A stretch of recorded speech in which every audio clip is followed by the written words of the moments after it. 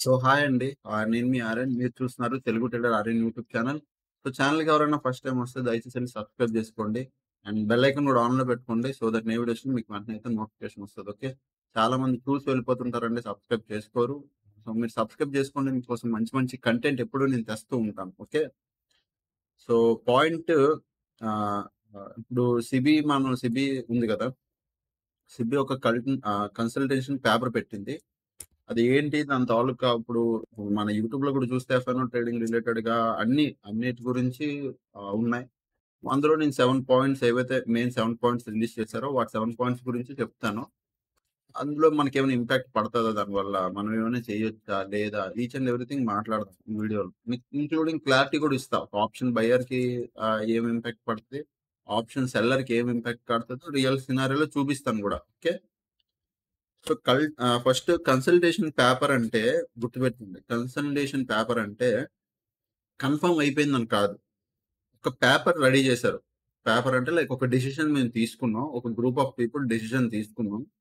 ఇప్పుడు ఆ డెసిషన్‌ని పబ్లిక్‌లోకి ఓపెన్ చేస్తారు. పబ్లిక్ అంటే లైక్ బిగ్ ప్లేయర్స్ దగ్గర, మ్యూచువల్ ఫండ్స్ దగ్గర, బ్రోకర్స్ దగ్గర అందరి దగ్గర పెడతారు. మేము ఇలా డెసిషన్ తీసుకున్నాం. మీకు కూడా ఒకసారి ఇలా తీసుకోవడం వల్ల ఓకే పర్లేదా? ఓకే. ఇదైతే మేము కన్ఫర్మ్ చేద్దాం అనుకుంటున్నాం. మీకు పర్లేదా? దీని ప్రకారం మీరు కూడా అడ్జస్ట్ అవ్వగలరా అని ఒక చిన్న ఆళ్ళకి ఇన్ఫార్మ్ చేస్తూ కన్ఫర్మేషన్ తీసుకుంటారు. ఓకే. వన్స్ అదంతా ఆళ్ళు గూడా ఓకే. అంత పర్లేదు. ఇలాగే చేద్దాం అన్నప్పుడు ఏమైనా చిన్న చిన్న చేంజెస్ ఉంటే చేసి ఓకే అంటే అఫీషియల్‌గా రిలీజ్ చేసేస్తారు. పేపర్స్ వచ్చాయి అంటే దాని అర్థం ఇంకా ఆల్‌మోస్ట్ జరుగుతాది అని. ఇంకా ఆల్‌మోస్ట్ ఆ పని అవుతది అని. అది గుర్తుపెట్టుకో. సో ఫస్ట్ థింగ్ ఫస్ట్ పేపర్‌లో వచ్చిన ఫస్ట్ న్యూస్ నేను ఈవెన్ సెబీకెళ్ళి మనీ కంట్రోల్‌లో గూడా ఎళ్లి నేను చూస్తున్నా. సెబీ ప్రాపర్ అంటే ఏం చేంజెస్ చేసింది అనేది ఆల్రెడీ నేను పేపర్స్ మీద అయితే రాసుకున్నాను. మీకు వన్ బై వన్ క్లియర్ కట్‌గా చెప్తాను చూడండి. నేనైతే కన్సల్టేషన్ పేపర్ ఎతికాను గానీ నాకు దొరకలే. ప్రాపర్‌గా దొరకలే. పాతవేవో దొరుకుతున్నాయి గానీ కొత్తది దొరకలే. లేకపోతే చూపించేవాడిని. Okay. First point ah, strike price related. Option చైన్‌లో స్ట్రైక్ ప్రైస్ రిలేటెడ్. ఆప్షన్ చైన్‌లో స్ట్రైక్ ప్రైస్ రిలేటెడ్ ఏంటంటే చూపిస్తా. మీకు క్లారిటీగా చూపించి చెప్తాను. దేనికి మనకి ఇప్పుడు ప్రెజెంట్ ఇవన్నీ పెట్టారో. ఇప్పుడు ఇది నిఫ్టీ ఉంది కదా! Derivative equity. సో, ఎగ్జాంపుల్ ఈ నిఫ్టీ ఆప్షన్స్ అని కావాలి మనకి. సో, ఒక్క నిమిషం ఆగండి.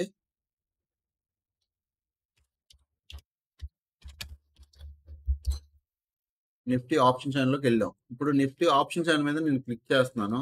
చూడండి. ఓకే. మనకి ఇది ఎన్ఎస్ ఇండియా ఇచ్చిన Nifty option chain. Clear. Nifty option చైన్‌లో ఫస్ట్ రూల్ వచ్చింది దేనికోసం? యాక్చువల్‌గా మనకేంటంటే 7-8% ఉంటాయి. నార్మల్‌గా ఇప్పుడు 7-8% అంటే స్ట్రైక్ ప్రైస్‌లు. నేనేం చెప్తాను బాగా వినండి. ఇది at the money. At the money దగ్గర నుంచి 7-8% స్ట్రైక్ ప్రైస్‌లుంటాయి. అంటే ఇప్పుడున్న ప్రెజెంట్ ఉన్న ఎట్ ద మనీ ప్రైస్ దగ్గర నుంచి ప్రెజెంట్ మార్కెట్ నడుస్తున్న స్పాట్ ప్రైస్ నుంచి 7-8% అని చెప్పి పర్సెంటేజ్ వాల్యూలో చెప్తున్నా. ఇది మళ్ళీ తీసిన నార్మల్ కూడా చెప్తా. పర్సెంటేజ్ వాల్యూలో మనకు స్ట్రైక్ ప్రైస్‌లు ఉంటాయి. ఇవన్నీ స్ట్రైక్ ప్రైస్. ఓకే. సింపుల్ లాంగ్వేజ్‌లో చెప్పాలంటే ఓవరాల్‌గా మన ఎట్ ద మనీ దగ్గర నుంచి 70 స్ట్రైక్ ప్రైస్‌లు ఉంటాయి కింద పైన. ఓకే. ఈ మొత్తం కాల్ సైడ్, పుట్ సైడ్ అన్నీ కలిపి 70 స్ట్రైక్ ప్రైస్‌ల దగ్గర మనకిస్తారు. ఎప్పుడు ఉంటాయి. ఇప్పుడు మీరు చూస్తే ఇగో ఇన్ని స్ట్రైక్ ప్రైస్‌లు కనపడుతున్నాయి. ఇంత డీప్ ఇన్ ద మనీ ఉంది. డీప్ ఓటీఎమ్స్ గూడా ఉన్నాయి. డీప్ ఇన్ ద మనీ ఉంది. డీప్ ఓటీఎమ్స్ ఉన్నాయి. ఫస్ట్ ఈటిలిని ఆపాలి అని సెబీ చెప్పేసింది క్లియర్ కట్‌గా. సెబీ ఏం చెప్తుంది? ఇప్పటి వరకు 70 ఉన్నాయి. పేపర్‌లో ఏం మెన్షన్ చేశారు? 7-8% అంటే 70-80% స్ట్రైక్ ప్రైస్‌లు ఉన్నాయి అవైలబుల్‌గా. దాన్ని తగ్గించి 4% తెండి అన్నారు. అంటే ఎన్ని? 40-50 స్ట్రైక్ ప్రైస్‌లు మాత్రమే. అంటే సారీ 40-50 స్ట్రైక్ ప్రైస్‌లు మాత్రమే ఉంటాయి. ఫర్ సపోజ్ అలా లెక్కేసుకుంటే ఇక్కడ నుంచి జస్ట్ మనకి ఇప్పుడు మీకు కనబడుతుంది కదా! ఇంత ఓటీఎమ్స్. ఇన్ని ఓటీఎంలు దొరకవు అప్పుడు మీకు. మీకు గట్టిగా అప్పుడు పట్టుకుంటే ఇగో ఇది ఎద్దామనే దాని నుంచి గట్టిగా పట్టుకుంటే ఇన్ని, ఈ పైన ఇన్ని. చాలా చిన్న ఆప్షన్ చైన్ కనబడతది. సింపుల్ లాంగ్వేజ్‌లో మీకు బాగా అర్థం అవ్వాలంటే ఆప్షన్ చైన్ చిన్నది కనబడతది. స్ట్రైక్ ప్రైస్‌లన్నీ తగ్గించేస్తారు. ఫర్ ద రీజన్ తగ్గించడానికి కారణం స్పెక్యులేషన్. ఏంటా స్పెక్యులేషను? ఎక్స్‌పైరీ రోజు మన దాంట్లో జనాలుంటారు గదా! మన పబ్లిక్కు. ఏం చేస్తారు? ఈ జీరో టు హీరోలు ఓకే. ఈ జీరో టు హీరోలు అనే ఒక చిన్న ఆలోచనలో పట్టుకొని ఒక 3000, 2000, 4000 రూ. 1000 ఇలా తెచ్చుకొని ఎక్కడికొస్తున్నారు? మార్కెట్ క్లోజింగ్ టైమ్‌లో 330, 240కి ఒక స్పైక్ ఇస్తదని చెప్పి, ఈ జీరో టు హీరోల కోసం ఈ రూ. 1, ఈ రూ. 2, ఈ రూ. 3 బై చేయడం స్టార్ట్ చేస్తారు. ఎస్పెషల్లీ ఎక్స్‌పైరీ రోజు. సో, ఈ స్పెక్యులేషన్ అంతా ఉండగూడదు. ఈ చెత్తంతా ఉండగూడదని చెప్పి, మొత్తం అంతా అసల మెయిన్ ఇప్పుడు లాస్ అవుతారు ఎవరు? ఇప్పుడు 90% ట్రేడర్లు లాస్ అవుతున్నారు అంటే దానికి రీజన్ దేనికి? ఇదే ఈ రూ. 1000, 2000 జీరో టు హీరోలు అనుకోని వస్తారు. ఎగరేసేస్తారు. ఇప్పుడు సెబీ దృష్టిలో ఏముంది? ఆ రూ. 1000 నువ్వు ఇక్కడ తేకపోతే ఇంకేదైనా నీ పనికి వాడతావు కదా! అన్నట్టు ఆళ్ళు ఆలోచిస్తున్నారు. బట్ జనాల గురించి ఆళ్ళకి అర్థం అవ్వట్లేదు ఇంకా.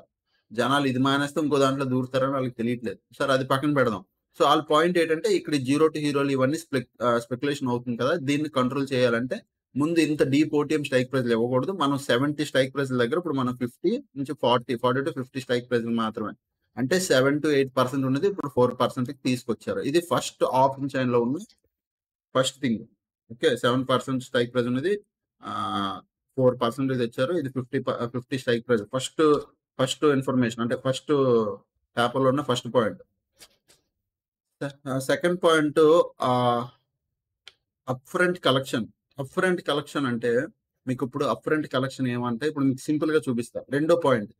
అప్‌ఫ్రంట్ కలెక్షన్ అంటే ఇప్పుడు మీరు నిఫ్టీ అయినా, బ్యాంక్ నిఫ్టీ అయినా ఏదైనా ఆప్షన్ ఓపెన్ చేశారు. ఇది ఆప్షన్ చైన్. మీకు కనబడుతుంది ఇది ఆప్షన్ చైన్. దానిలో ఓపెన్ చేశారు. ఇప్పుడు మనం బై చేయాలి. ఫర్ సపోజ్ నేను 51,300 ఇన్ ద మనీ బై చేయాలనుకుంటున్నాను. బాగా చూడండి.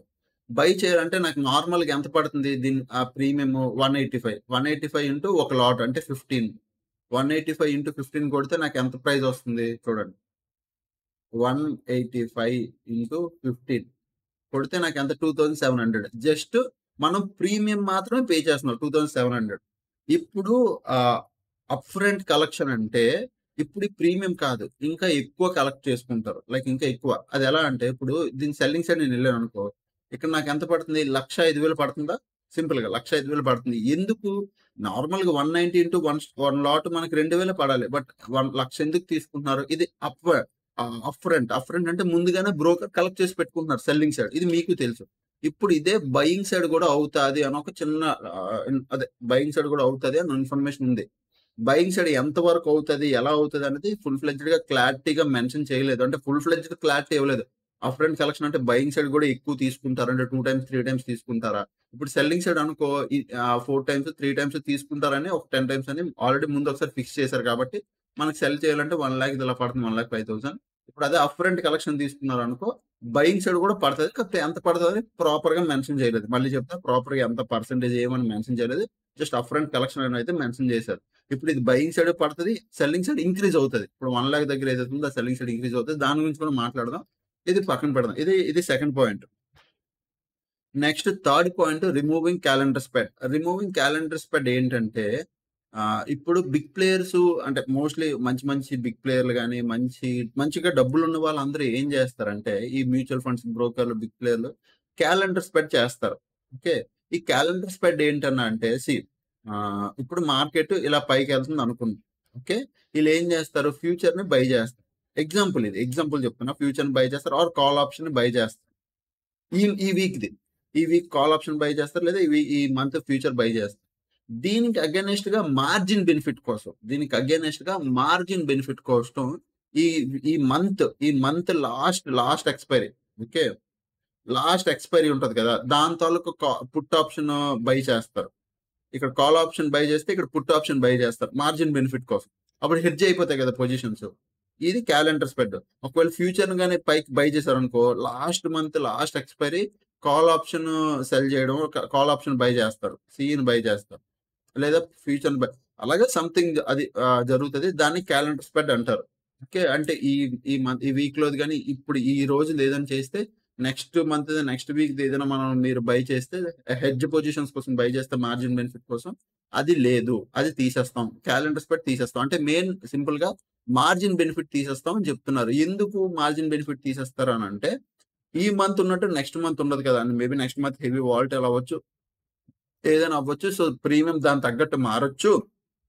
సో, నువ్వు ఈ మంత్‌లో బై చేసినందుకు నెక్స్ట్ మంత్ నువ్వు హోల్డ్ చేయడం వల్ల దాంట్లో ప్రీమియం స్పైక్ సరిగ్గా అవ్వట్లేదని సమ్ ఏదో రీజన్ చెప్పి దానివల్ల క్యాలెండర్ స్ప్రెడ్ తీసేశారు. అంటే మార్జిన్ బెనిఫిట్ ఉండదు అన్నట్టు సింపుల్‌గా ఓన్లీ ఫర్ క్యాలెండర్ స్ప్రెడ్ తీశారు.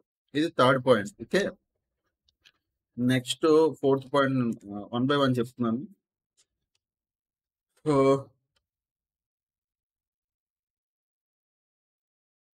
సో ఫోర్త్ పాయింట్ ఏమో మనం మనల్ని అబ్జర్వ్ చేస్తారు.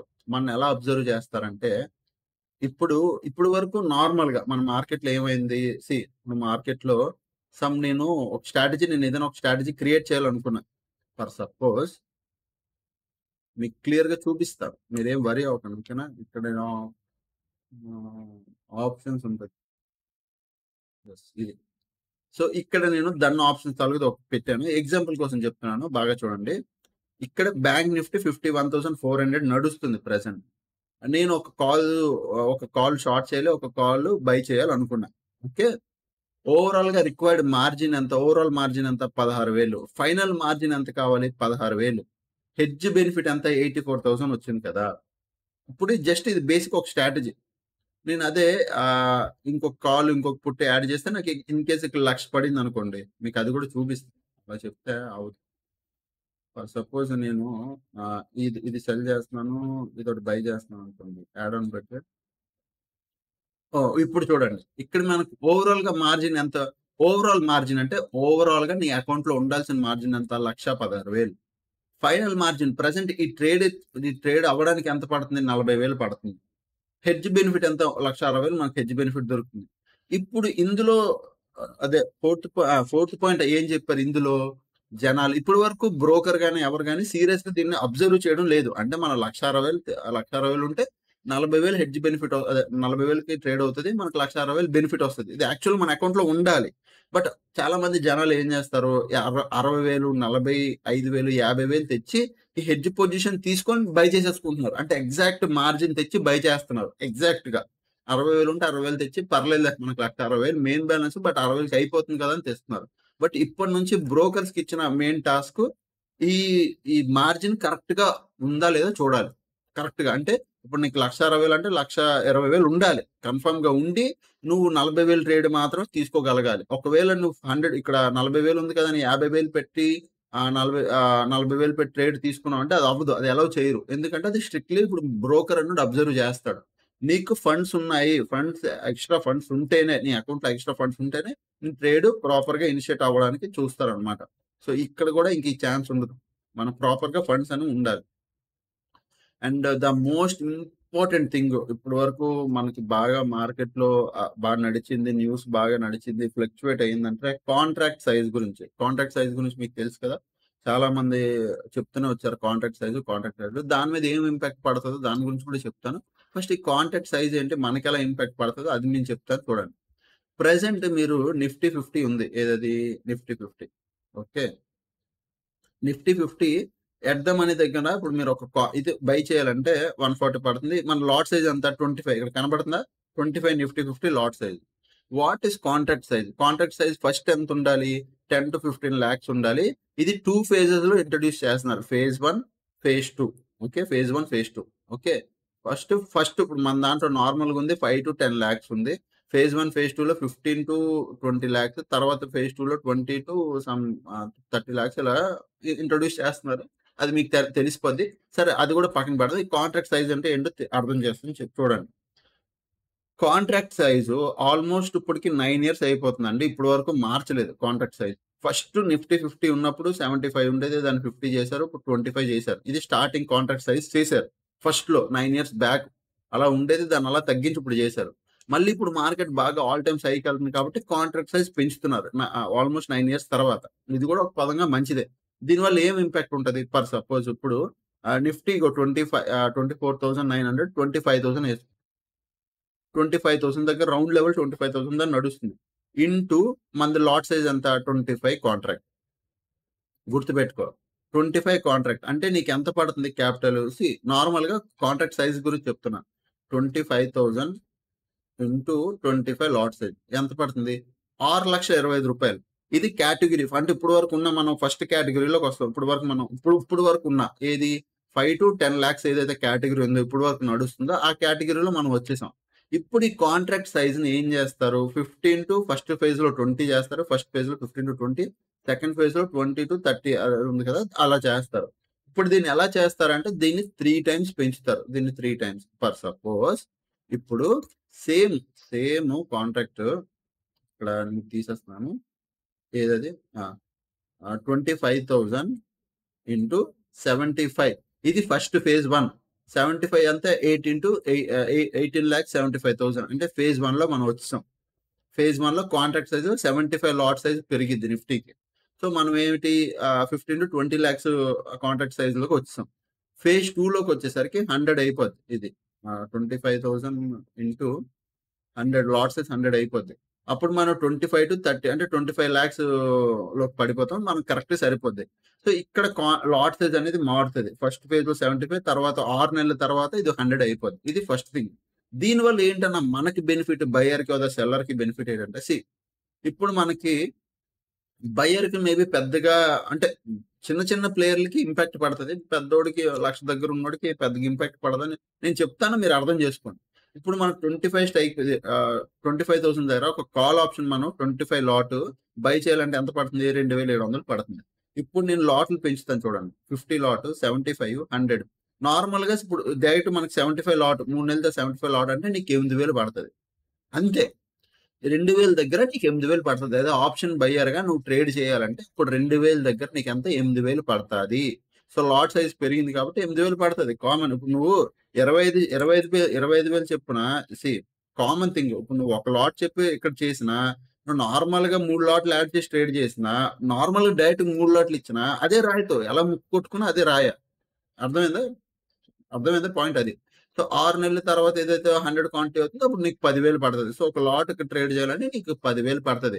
సో, దీనివల్ల ఏంటన్న బెనిఫిట్ అంటే, ఈ చిన్న చిన్న ట్రేడర్‌లు ఉన్నారు చూసారా? ఎవరు ఈ 5,000, 2,000 తెచ్చి జీరో టు హీరోలు ప్లే చేస్తారు. మెయిన్ ఈ ఫ్లక్చుయేషన్ ఈళ్ళని ఆపడానికి ఇదంతా. ఈ చెత్తంతా ఆపడానికి. ఓకే. సో, ఇది జరుగుతుందన్నమాట. 3 టైమ్స్ పెరుగుతది. ఇప్పుడు ఇదంతా ఇప్పుడు మాట్లాడుతుందంతా మీకు ఇది ఫిఫ్త్ పాయింట్. సో, మీకు క్లారిటీ వచ్చింది కదా! కాంట్రాక్ట్ సైజ్ అంటే ఎలా పెరుగుతదని. సో, కాంట్రాక్ట్ సైజ్ అన్నిటి మీద పెరుగుతదా? నిఫ్టీ, బ్యాంక్ నిఫ్టీ, ఫిన్ నిఫ్టీ అన్నిటి మీద పెరుగుతదంటే అది చూడాలి.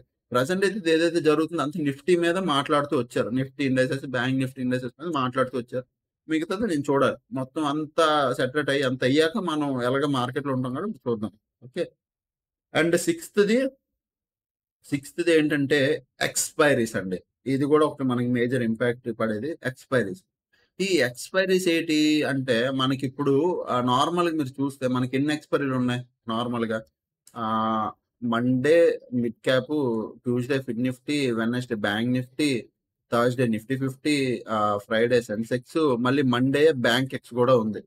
ఇది బ్యాంక్ ఎక్స్ అనేది బ్యాంక్ ఎక్స్, సెన్సెక్స్, బీఎస్‌సి వాళ్ళు. బీఎస్‌సి వాళ్ళు. మిగతావన్నీ మనవి. సింపుల్‌గా సిబిఐ ఏమంటుందంటే, "నువ్వు అన్నీ ఎత్తేయి. నాకు ఈ చెత్తంతా వద్దు. ఇన్ని ఎక్స్‌పైరీలొద్దు. ఇవన్నీ కలిపి ఒక ఎక్స్‌పైరీ తీసుకురండి." ఏదో ఒకటే. ఏదైనా మేజర్ ఇండెక్సెస్ ఒకటి లైక్ నిఫ్టీ 50 అయితే నిఫ్టీ 50, బ్యాంక్ నిఫ్టీ అయితే బ్యాంక్ నిఫ్టీ. ఏదో మేజర్ ఇండెక్సెస్ ఒకటి. ఈవెన్ బీఎస్‌సికి గూడా అదే చెప్పింది. మేజర్ ఇండెక్సెస్ అయితే సెన్సెక్స్ గాని, లేదా బ్యాంక్స్ గాని ఏదో ఒకటి ఇండెక్సెస్ ఎక్స్‌పైరీ. ఇప్పుడు అందులో గూడా మీకు ఒక డౌట్ రావచ్చు. అంటే ఒక ఎక్స్‌పైరీ అంటే మిగతా ఈ 4 మనం ఏదో ఒకటి చూస్ చేసుకోవాలని. చూస్ చేసుకునే ఆప్షన్ ఉండదు. అన్నీ క్లోజ్ చేసేసి ఓన్లీ ఒక ఎక్స్‌పైరీ. బ్యాంక్ నిఫ్టీ అన్నప్పుడు ఇంక బ్యాంక్ నిఫ్టీ ఆళ్ళే పెడతారు. ఏదైతే ఆళ్ళిస్తారో అదే. ఒకవేళ చూస్ చేసుకునే ఆప్షన్ ఉంటే మరీ మంచిది. అదైతే బెటర్ ఆప్షన్. నాకడిగితే అన్ని ఎక్స్‌పైరీలు డేట్ ఒకే రోజు. లైక్ మంత్ ఎండ్‌కి 25 కని పెట్టి, అన్ని ఎక్స్‌పైరీలు పెడితే ఓకే. వీక్లీ ఒక ఎక్స్‌పైరీ పెట్టి అన్ని వీక్లీ ఒకే రోజు ఎక్స్‌పైరీ అవుతాయి. బట్ అందులో నువ్వు చూస్ చేసుకునే ఆప్షన్ ఉంటే నీకు బావుంటది. అది నేనైతే ఒప్పుకుంటా. ముందు నిఫ్టీ 50, బ్యాంక్ నిఫ్టీ ఎలా అయ్యేదో అలాగా.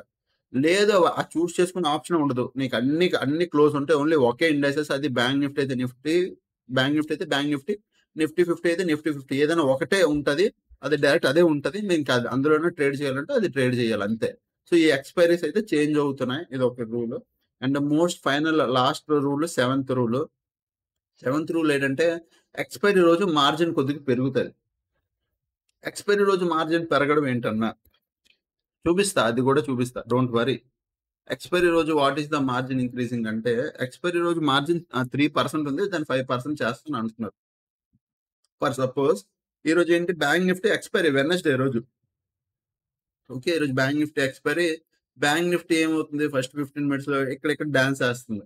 ఇక్కడ ప్రాపర్‌గా లేదు. నాకైతే మార్కెట్ ప్రాపర్‌గా లేదు. ఈ చిన్న రేంజ్‌లో డాన్స్ సరే. ఇప్పుడు ఈ రేంజ్‌లో ఉంది కాబట్టి మోస్ట్‌లీ జనాలు ఏం చేస్తారు? జీరో టు హీరోలు ప్లే చేయడానికి బ్యాంక్ నిఫ్టీ ఎక్స్‌పైరీలో దూరంగా రూ. 1, రూ. 2 ప్రీమియంలు కొనడానికి చూస్తారు. ఇగో ఈ రూ. 17, రూ. 13, రూ. 9 ఇవి కొనడానికి చూస్తారు. ఇప్పుడు నార్మల్‌గా నాకు ఈ 10 రూపీస్ ఉన్న ప్రీమియం ఎంత? రూ. 170 పడుతుంది. ఇది నార్మల్. ఇప్పుడు ఇదంతా 3%లో ఉంది. దీన్ని ఇంక్రీజ్ చేసేస్తారు. ఇప్పుడు నువ్వు ఇక్కడ రూ. 170 అవ్వదు. ఇక్కడ రూ. 15 ఏదైతే లాట్ ఉందో, ఇక్కడ 170 పడుతుంది కదా! ఇది మనం ఒప్పుకోం. ఇక్కడ మనకి 5% పెరుగుతది. అంటే లైక్ ఇక్కడ 500, 600 పడతది ఒక లాట్ ట్రేడ్ చేయాలంటే. ఎక్స్‌పైరీ రోజు కొద్దిగా మార్జిన్ ఎక్కువ తీసుకుంటారు అనేది మెన్షన్ చేశారు. ఎంత తీసుకుంటారంటే 3-5% అని ఉంది. ఏదైనా ఫిజికల్ ఓవర్ వ్యూ అంటే లైక్ డైరెక్ట్‌గా అప్లై అయ్యి మనం మార్జిన్ కాలిక్యులేట్ చేసుకుంటే తప్ప మనకి తెలీదు. సో, బయర్‌కేమి ఇష్యూస్ ఉన్నాయో, సెల్లర్‌కి ఏమి ఇష్యూస్ ఉన్నాయో చెప్పాను కదా! బయర్‌కి ఏమున్నాయి ఇష్యూలు? బయర్ కంటే ఫస్ట్ 2000లో గూడా 2000 10,000 తెస్తే ట్రేడ్ అయిపోయేది. ఇప్పుడు 10,000 తెస్తే ఒక లాట్ మాత్రమే తీసుకోగలవు. ముందు 10,000 తెస్తే 3-4 లాట్లు ట్రేడ్ చేయగలవు. ఇప్పుడు 10,000కి ఒక లాటే ట్రేడ్ చేయగలవు. సింపుల్. ఇది కామన్ థింగ్. సో, బయర్ అన్నోడు ఎవరు ఎలాగో తగ్గరు జనాలు. అది నాకు తెలిసిందే. 10,000కి ఒక లాట్ అయినా వస్తుంది కదా! ట్రేడ్ చేద్దాం సార్. అప్పుడు ఇంక మాకే డిసిప్లిన్ ఉంటది కదా! అంటారు. అది నిజమే. 10,000కి ఒక లాట్ వస్తుంటే మీ రిస్క్ మేనేజ్‌మెంట్ కూర్చుంటది. మీరు ప్రాపర్‌గా ట్రేడ్ చేయడం బట్ ఇక్కడ పాయింట్ 10,000కి ఒక లాట్ వచ్చినా, అది 10,000కి మీరు 4 లాట్లు తీసుకున్నా ఒకటే. ఒక రాయితో కొట్టుకున్నట్టే. మరి ఏ బుర్రతో మరి ఏ తెలివి ఉపయోగించి చేశారో మరి నాకు తెలీదు. ఎలాగైనా అదొకటే. సరే దాన్ని పక్కన పెడదాం. బయ్యర్‌కి నాకు తెలిసి దానికన్నా పెద్ద ఇంపాక్ట్ ఏమి ఉండదు. ఎక్స్‌పైరీలు ఎలాగో తీసేసారు కాబట్టి జీరో టు హీరోలు ప్లే చేసినోళ్ళు ఉంటారు చూసారా? ఆళ్ళకి ఇంపాక్ట్. నెక్స్ట్ ఇంక బయ్యర్‌కి ఇంకేం పెద్ద ఇంపాక్ట్ బయ్యర్‌కి లేదు. Coming to seller. సెల్లర్‌కి ఏమి ఇంపాక్ట్ అన్నా, సెల్లర్‌కి ఇందాకల ఫస్ట్ నేను మార్జిన్ గురించి ఒక ఫిఫ్త్ పాయింట్ నేను చెప్పాను గుర్తుందా? ఏంటది పాయింట్? ఆ! కాంట్రాక్ట్ సైజింగ్ గురించి. యెస్. సెల్లర్‌కి కాంట్రాక్ట్ సైజింగ్ మీద కొద్దిగా ఇష్యూ అవుతది. ఎందుకు అంటే ఇప్పుడు సెల్లరు ఆహ్, నార్మల్‌గా మనం ఒక లాట్ నార్మల్‌గా ఒక లాట్ మనం చేస్తున్నాం కదా! సో, ఇప్పుడు నార్మల్‌గా మనం ఒక లాట్ సెల్ చేయాలంటే ఎంత పడుతుంది ఇక్కడ? 1,20,000 పడుతుంది కదా! సో, ఇక్కడ 1,20,000 దగ్గర ఇప్పుడు పాయింట్ ఒక లాట్ సెల్ చేయడానికి మనకి ఎంత పడుద్దంటే 3,00,000, 4,00,000 పడిద్ది. ఎంత పడిద్ది? 3,00,000 పడిద్ది. మోస్ట్‌లీ 3,50,000 పడిద్ది. ఇప్పుడు ఒక లాట్ సెల్ చేయాలంటే 3,50,000 పడిద్ది. ఇది సెల్లర్‌కున్న కొద్దిగా డిసడ్వాంటేజ్. సో, ఎవరైతే 3,00,000, 4,00,000 ఉన్నారో ఇప్పుడు అందరూ ఏంటంటే ఇప్పుడు 1,20,000కి మనకి ఒక పొజిషన్ వస్తుంది నీట్‌గా. హెడ్జ్ చేస్తే మనకు తక్కువ పడుతుంది. ఇప్పుడు మనం ఏం చేస్తామంటే 60,000కి ఒక పొజిషన్ వచ్చేస్తుంది కదా! ఇప్పుడు సింపుల్ లాజిక్ అండి. 1,20,000 పొజిషన్ హెడ్జ్ చేస్తే మనకు 60,000కి వస్తుంది. ఇప్పుడు అదే పొజిషన్ 3,00,000 ఉంటది. దాన్ని హెడ్జ్ చేస్తే 1,20,000కి వస్తది. అంతే తేడా. అర్థమైందా? సెల్లర్‌కి తేడా. అది ఇంకా మిగతావన్నీ మనం మార్కెట్‌లో వన్స్ ఇంప్లిమెంట్ అయ్యాక మిగతావన్నీ చూడాలి. ఐ హోప్ మీకు each and everything clear pin to pin point చెప్పాననుకుంటున్నా. ఓకే. ఇంత క్లియర్‌గా, ఇంత బాగా చూపించి ఎవరు చెప్పరు మీకేముందని. నేను మొత్తం అన్నీ క్లియర్‌గా అందుకే నేనేదైనా న్యూస్ వస్తే అంత పట్టించుకుంటే దాన్ని కొద్దిగా డెడికేటెడ్‌గా చదివి టైం తీసుకొని దానికి క్లారిటీ ఇస్తాను. సో, ఇదైతే ప్రెజెంట్ ఉన్న న్యూస్ సిబిఐ రిలేటెడ్‌గా. మీ ఒపీనియన్ కింద షేర్ చేయండి. నేను చెప్పింది మీకు క్లారిటీగా అర్థమైతే చాలా క్లారిటీగా అర్థమైందన్న థాంక్స్ అన్న. ఏదో ఒకటి అయ్యా మెసేజ్ నాకంటూ ఒక మెసేజ్ పెట్టండి. సో, నా వరకు నా వ్యూ సీ మీ అందరికీ ఫైనల్‌గా ఒక మాట కూడా చెప్తున్నా ఇంతవరకు ఉన్న వాళ్ళకి. ఇప్పటి వరకు జరిగింది డిసిషన్ అంటే ఇప్పటి వరకు జరుగుతున్న డిసిషన్ అంతా ఎఫ్ఎన్ అంటే లైక్ ఇండైసెస్ మీద. నిఫ్టీ, బ్యాంక్ నిఫ్టీ, ఫిన్ నిఫ్టీ ఈటిల మీదే జరిగింది. ఎందుకంటే మోస్ట్‌లీ ట్రేడింగ్ జరుగుతుంది అక్కడే. ఓకే. ఇప్పుడు 100 మందిలో 90, 80, 85 మంది అక్కడే ఉంటున్నారు. అక్కడే ఏడుస్తున్నారు. ఆ ప్లేస్‌లోనే ఉంటున్నారు. ఎఫ్ఎన్ ఇంట్రాడే అది కూడా బ్యాంక్ నిఫ్టీ, నిఫ్టీ 50 ఇందులోనే ఉంటున్నారు. సో, వాటి గురించి డిస్కషన్ జరిగింది. స్టాక్ ఆప్షన్స్ మీద, స్టాక్ ఫ్యూచర్స్ మీద ఏ మాట రాలేదు. ఓకే. క్లియరా? స్టాక్ ఆప్షన్స్, స్టాక్ ఫ్యూచర్ మీద ఏది రాలేదు. ఒకవేళ ఏమైనా చిన్నగా తేడాగా ఉంటే మనం స్టాక్ ఆప్షన్స్‌లో వెళ్ళిపోవచ్చు. స్టాక్ ఫ్యూచర్స్‌లోకెళ్ళొచ్చు. స్వింగ్ ట్రేడింగ్ చేసుకోవచ్చు. ఈ బెనిఫిట్ మనకుంది. ఇదొక ప్లస్ పాయింట్ ఉంది. ఇప్పుడు జనాలందరూ అటు మూవ్ అయ్యారనుకో దాంట్లో మళ్ళీ రెస్ట్రిక్షన్స్ పెడతారు. బట్ మనకు ఆప్షన్ అదొకటి ఉంది అని చెప్తున్నాను. ఓకే. గుర్తుపెట్టుకోండి అంతే. సో, ఐ హోప్ మీకు వీడియో అర్థమైందనుకుంటే అప్పటికి ఇలాగే వీడియోస్ చూస్తానండి. ఎంజాయ్ చేస్తానండి. థాంక్స్ ఫర్ వాచింగ్ అండి అండ్ బై.